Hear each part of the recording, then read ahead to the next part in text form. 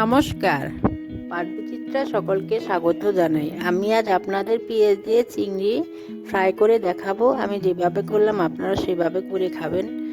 আমার রেসিপিটি কেমন লাগলো আমার কমেন্ট বক্সে অবশ্যই কমেন্ট করে জানাবেন। এই ধরনের রেসিপি পেতে হলে আমার চ্যানেলটি সাবস্ক্রাইব করতে ভুলবেন না। নোটিফিকেশন পেতে হলে বেল আইকনটি অবশ্যই প্রেস করে দিবেন।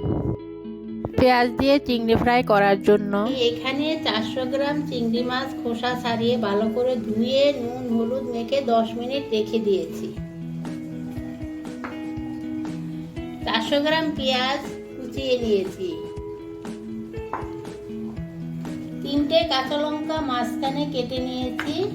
আর নিয়েছি 1 টেবিল চামচ কাঁচা জিরার পেস্ট। এখন আমি মাছটা ভেজে নেব।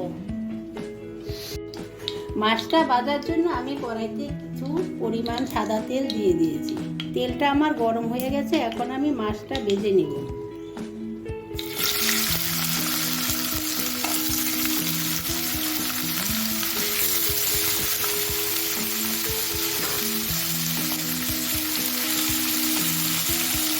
আমার মাছটা ভাজা হয়ে গেছে। আমি এর থেকে আর বেশি ভাজবো না, হালকা লাল করে ভেজে নিয়েছি। কারণ মাছটা আমি তুলে নেব। পেঁয়াজটা ভাজার জন্য আমি কড়াইতে সাদা তেল দিয়ে দিয়েছি। এখন আমি পেঁয়াজটা দিয়ে দেব।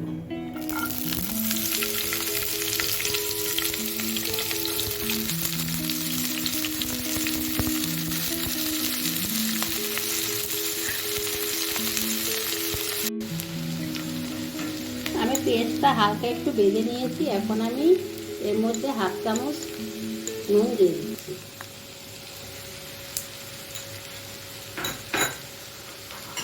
আর দিয়ে দিচ্ছি কাঁচা লঙ্কা।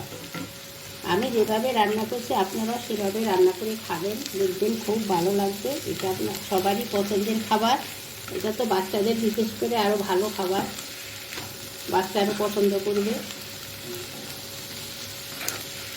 আমি পেঁয়াজটা আর একটু ভেজে নেব। ফিরে আসছি 5 মিনিট পরে। আমার পেঁয়াজটা ভাজা হয়ে গেছে। এখন আমি মাছটা দিয়ে দিচ্ছি।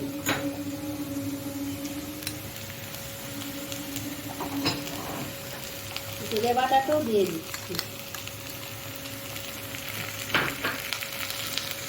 ঝাল আর নুনটা আপনাদের পছন্দ অনুযায়ী দেবেন। আমি পেঁয়াজটা যেরকম ভেজেছি আপনারা সেরকম পারবেন। আপনারা এটা স্টার্টার হিসাবে স্ন্যাক্স হিসাবেও খেতে পারেন, আবার ভাতের সঙ্গেও খেতে পারেন। আমি ভালো করে পেঁয়াজটা মাছের সঙ্গে মিশিয়ে নিচ্ছি। আমি 2 মিনিট নাড়িয়ে নিয়েছি। আমার রান্নাটা হয়ে গেছে। এখন আমি নামিয়ে নেব।